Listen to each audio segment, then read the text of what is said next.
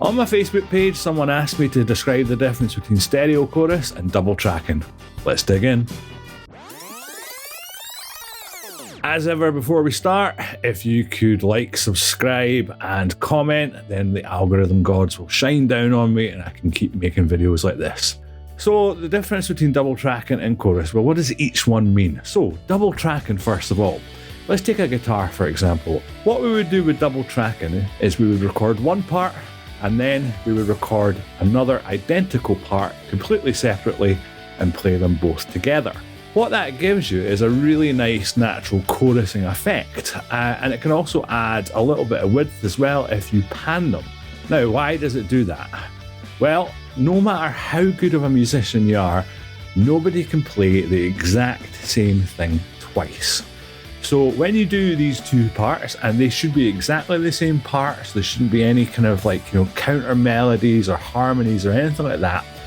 But because we can't play the exact same thing, we get little pushes and pulls in timing, in pitch, in attack, and this is what adds up to this really natural chorusing effect.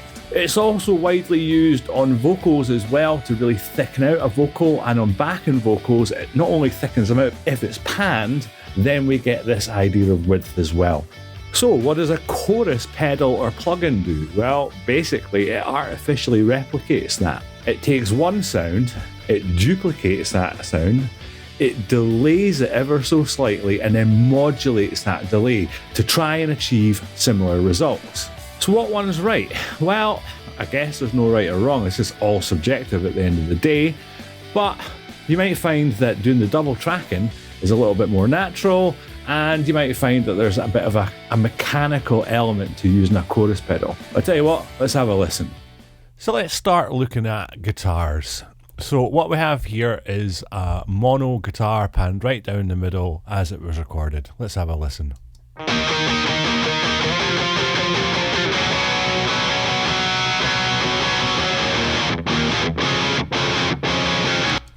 And underneath that we've got the same guitar but with the double track recorded as well, and they're panned hard left and right. Let's have a listen.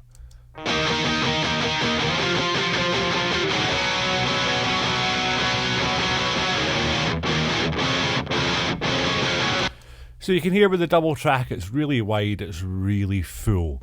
But let's try using a stereo chorus to get the same effect. Let's go back to the mono and have a listen.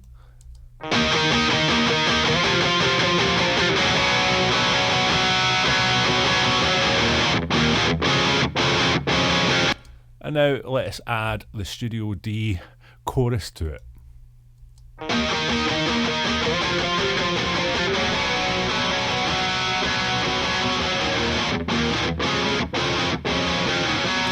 So it's definitely wider, it's definitely thicker, but it has a character to it, and quite a digital character really.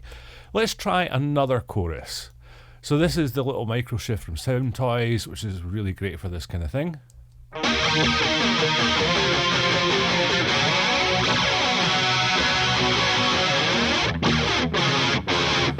So again, it's definitely thicker, it's definitely wider, but there's some artifacts in there. Listen again in mono.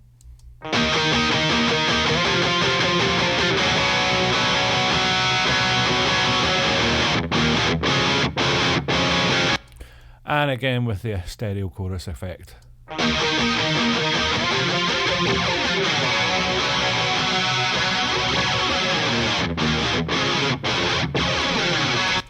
And again, it's got the width and all that, but there's a character to it which is very digital. And again, let's listen to the double track and compare.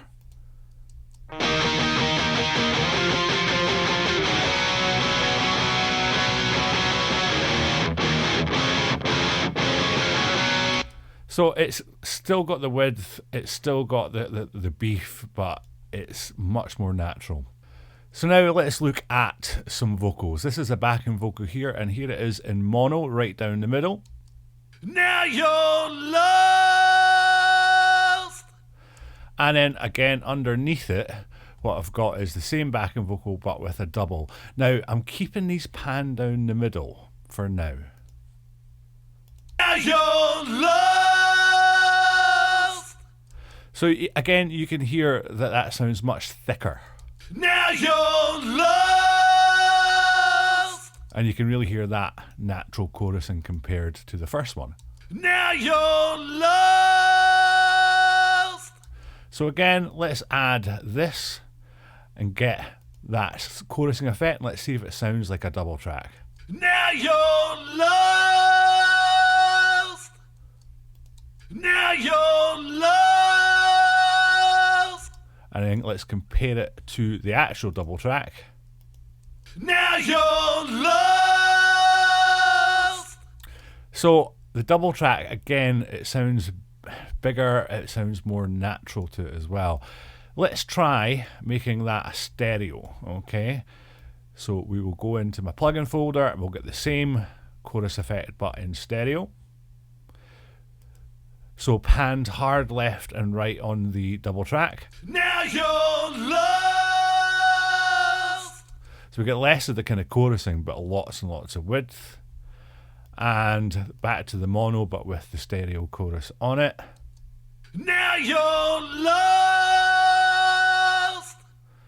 And again, there's a character to it. Now you're lost. There's a bit of kind of roboticness to it.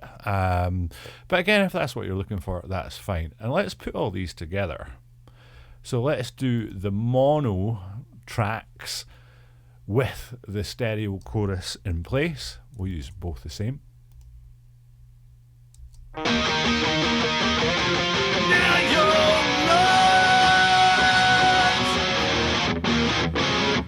Now you're lost. So again, it has the width, but there's a definite artificialness to it.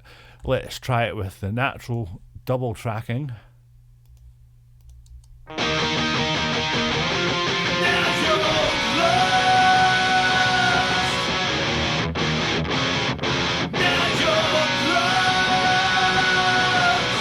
And then let's also put the vocals right in the middle with the double track.